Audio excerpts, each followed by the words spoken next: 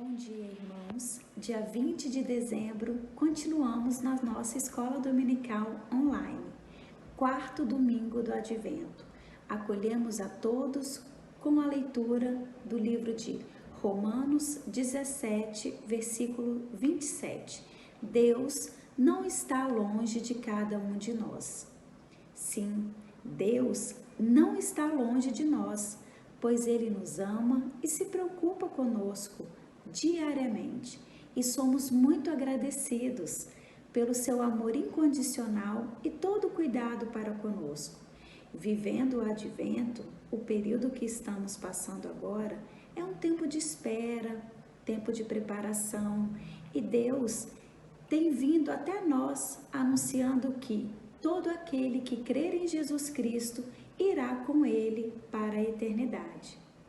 Ainda temos um lindo versículo, porque Deus amou o mundo de tal maneira que deu o seu único Filho para que todo aquele que nele crer não pereça, mas tenha a vida eterna.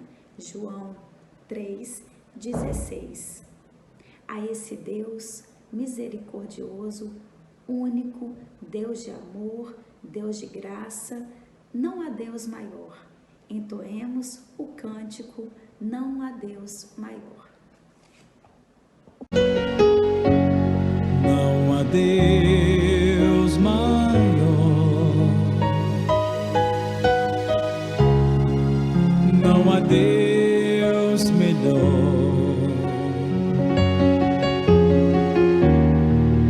não há Deus tão grande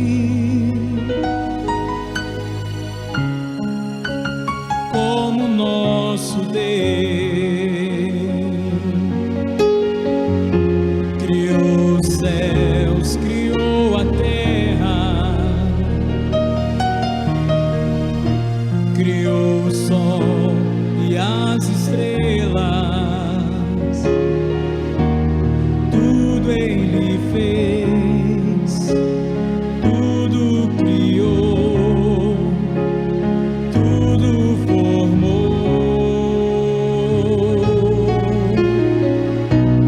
Para o seu louvor, para o seu louvor,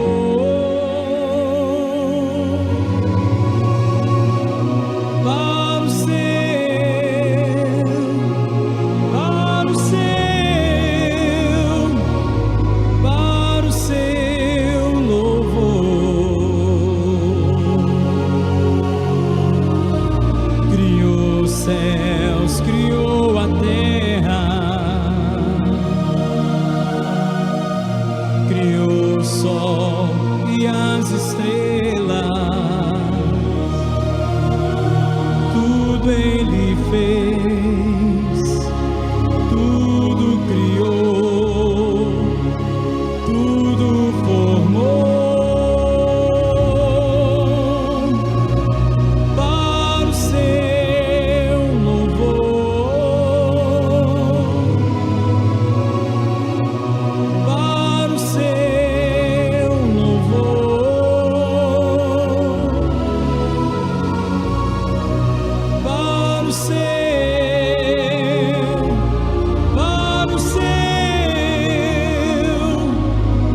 para o seu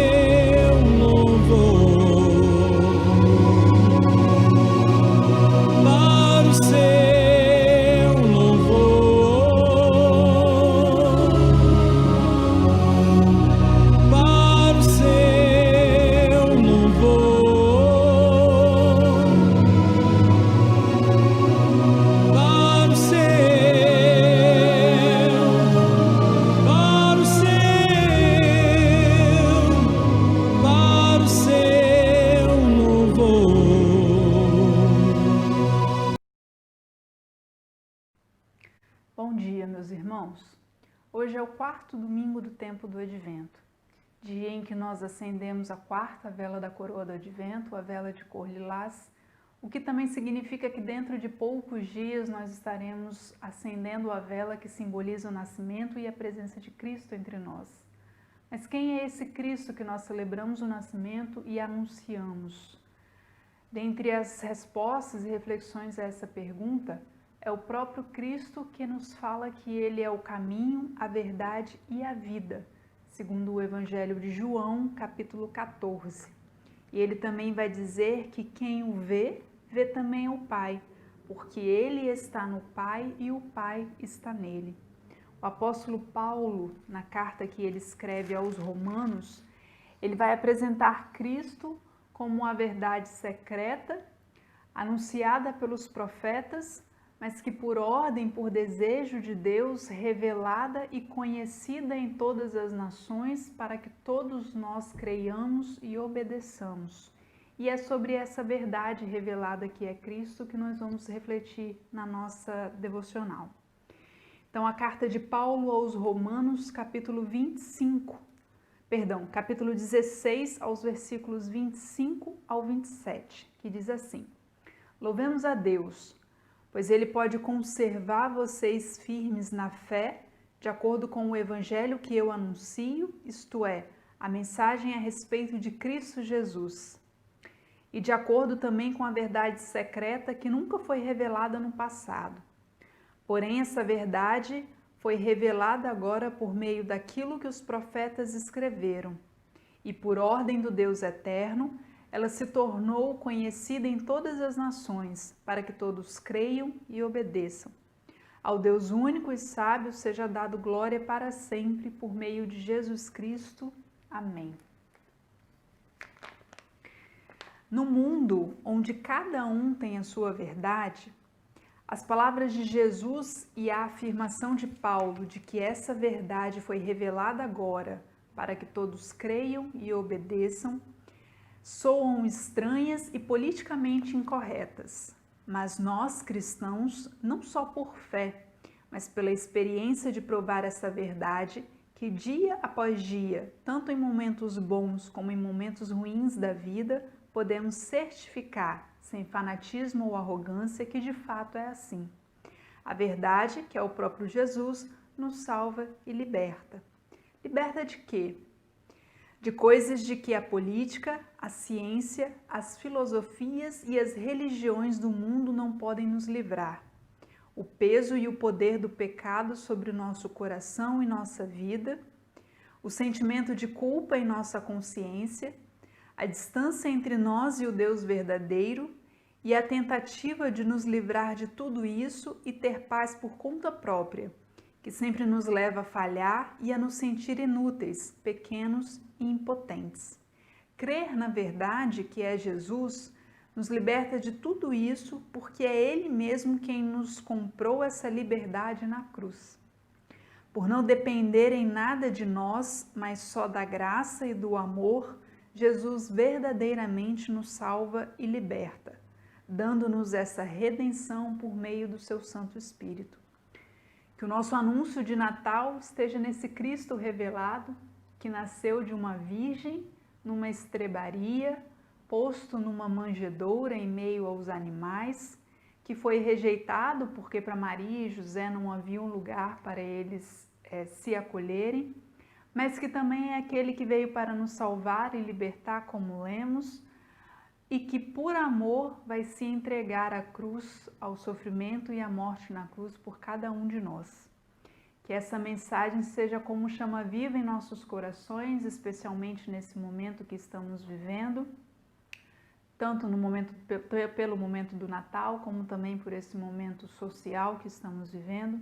Que não nos esqueçamos do amor, do cuidado, do renovo e da esperança que encontramos em Cristo, e que Ele, em sua infinita graça e misericórdia, cuide de cada um de nós, nos proteja, nos dê saúde, nos dê discernimento e orientação a nós e também aos nossos familiares, aqueles a quem amamos, aos nossos irmãos da comunidade que estão em momentos de necessidade, de oração, de atenção. Que a graça e a misericórdia de Deus esteja sobre cada um deles e que possamos viver dias melhores. O nosso louvor, ele vai ser em forma de um vídeo compartilhado, que vai dizer que Jesus precisa renascer todo dia em nós para que seja um Natal real. Que Deus nos abençoe. Foi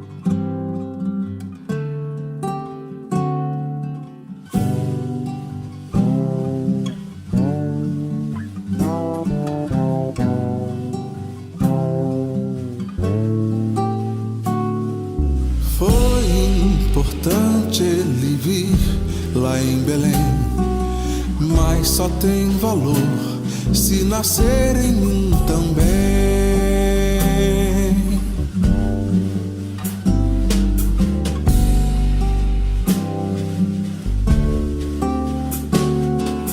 Eu aprendi que o sentido do Natal é o nascimento de Jesus. E sendo assim, hoje mesmo é Natal. Hoje Jesus nasceu em mim, e amanhã será Natal de novo. Eu espero que depois de amanhã seja outra vez, pois Jesus precisa renascer todo dia na gente, dentro da gente, pra ser Natal real.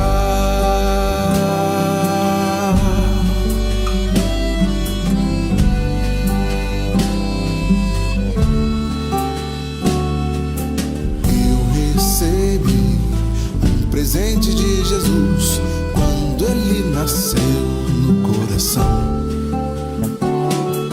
Frutos que vêm do Espírito de Deus, fé, paz, amor e mansidão.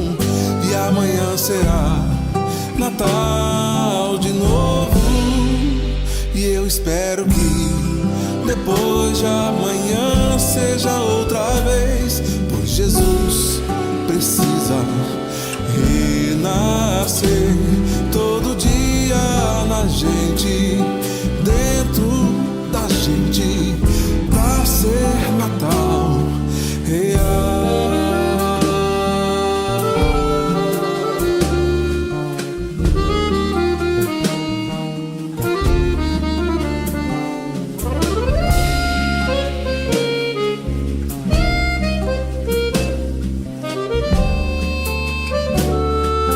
Feliz Natal, é assim, Feliz Natal, um Natal que sai de dentro de mim. Eu quero ser uma estrela de Belém, levando outros a Jesus. E amanhã será Natal de novo.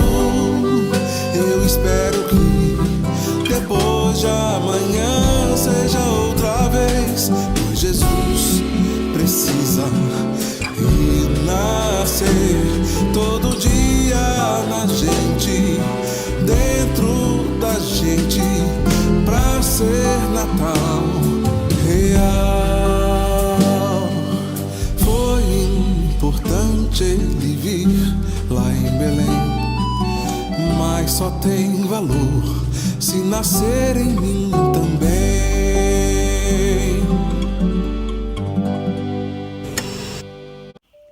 Bom dia, irmãos. É com grande alegria que vamos encerrando mais uma escola dominical, com essa linda palavra edificante, que nós venhamos lembrar para que Cristo veio, né, por nós, para nossa salvação, para nossa esperança, para nossa alegria, que nós venhamos entrar nesse clima do nascimento de Cristo, nesse quarto domingo do Advento, e que nós possamos ter fé, principalmente nesse tempo que vivemos, para que nós consigamos orar mais, ser abençoados, né, e estarmos em contato com Deus. Que todos tenham um bom domingo e uma boa semana.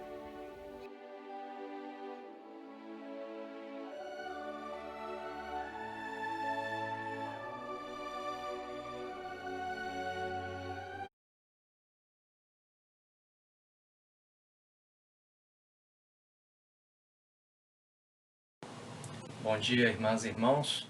Nós damos aqui continuidade aos estudos sobre 1 Coríntios e nós fizemos um resumo sobre essa viagem de Paulo no último domingo e hoje nós vamos abordar uma visão geral sobre a primeira carta aos Coríntios de um ponto de vista de um projeto bíblico, um projeto bíblico em português que traz um resumo a partir de uma ótica que vai ser interessante assim que a gente continuar com as aulas do Daniel do Amaral, que são muito mais aprofundadas, a gente ter essa referência, né? Essa comparação, poder perceber o pensamento que traz essa aula de hoje e perceber o pensamento que a IPU, né, na visão do teólogo e o pastor Daniel do Amaral, faz dessa carta, né? É uma carta que trabalha com temas que às vezes nós tratamos como polêmicos, né? Como a sexualidade, né? Então nós vamos ver que nesse vídeo de hoje uma das coisas abordadas é a questão da integridade sexual e depois a gente vai poder ver oportunamente a maneira como a IPU trata isso teologicamente para a gente ter um crescimento de qualidade, né, teológica na interpretação de 1 Coríntios. Então espero que vocês aproveitem. É um vídeo mais animado, com esquemas, né, com bastante informação visual, e eu creio que vai ajudar a gente, né? Então vai ser bom para a gente ter um comparativo e fazer um contraponto. Então, boa aula para nós todos.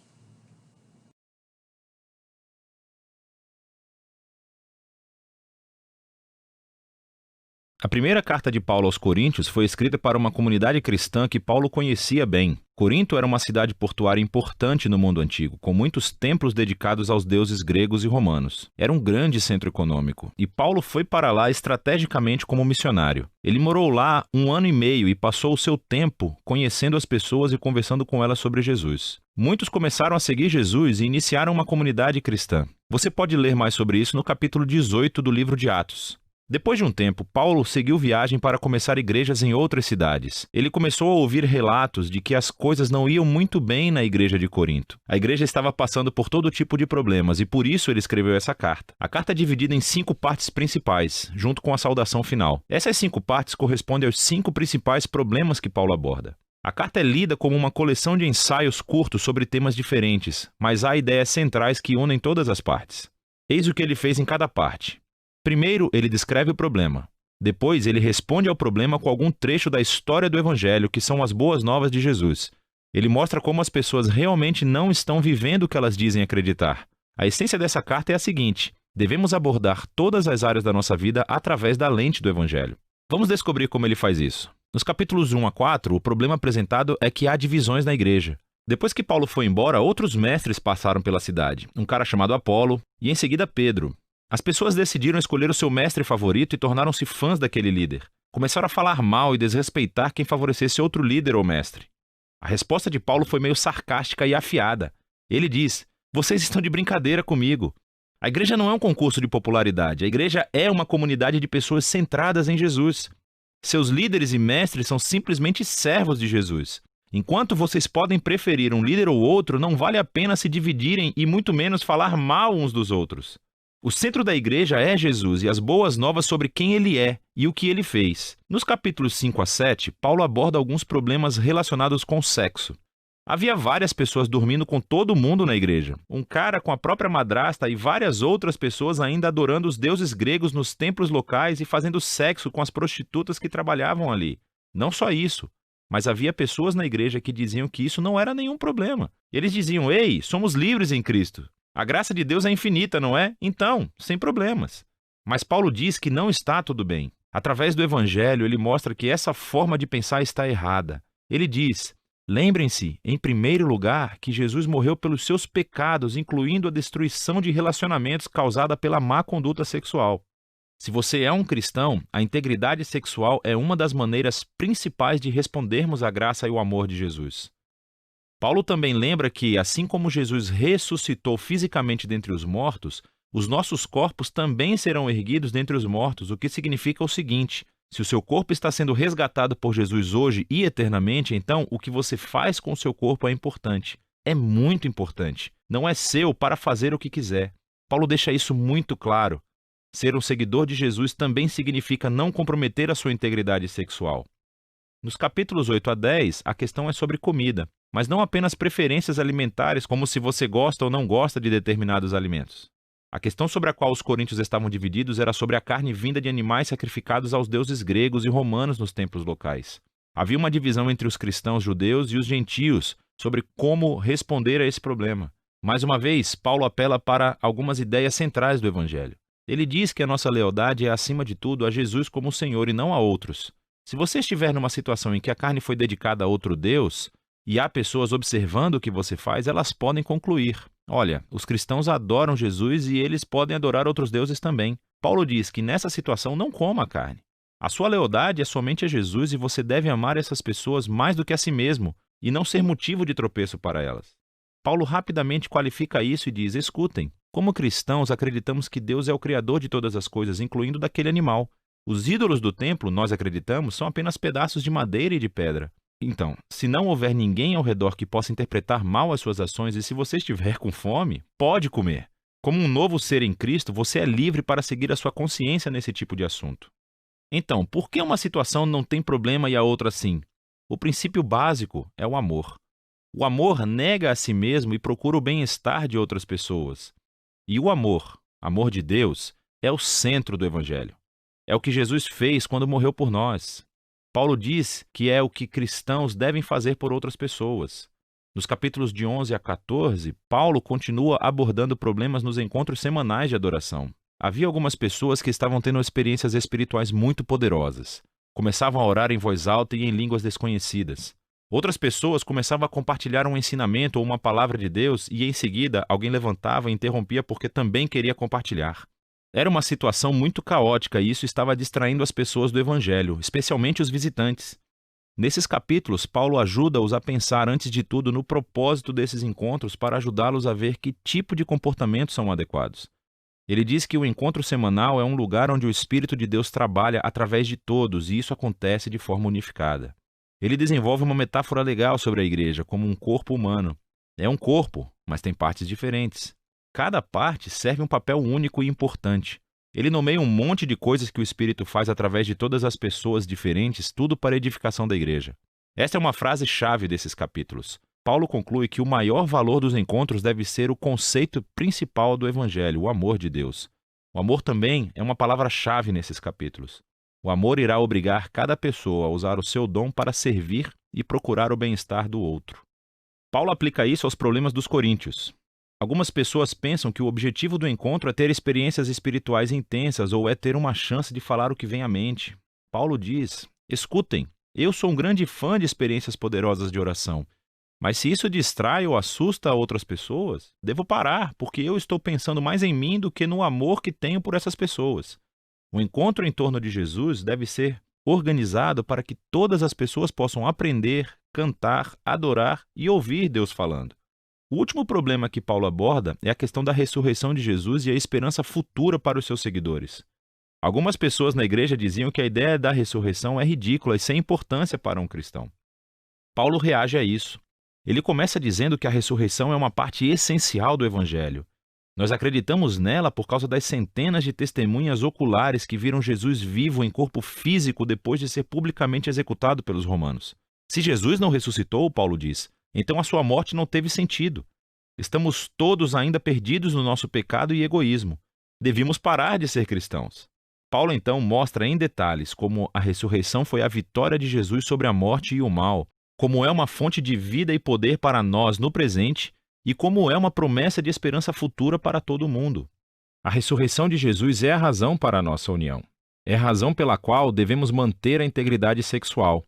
É a fonte de poder para amar outras pessoas mais do que a nós mesmos.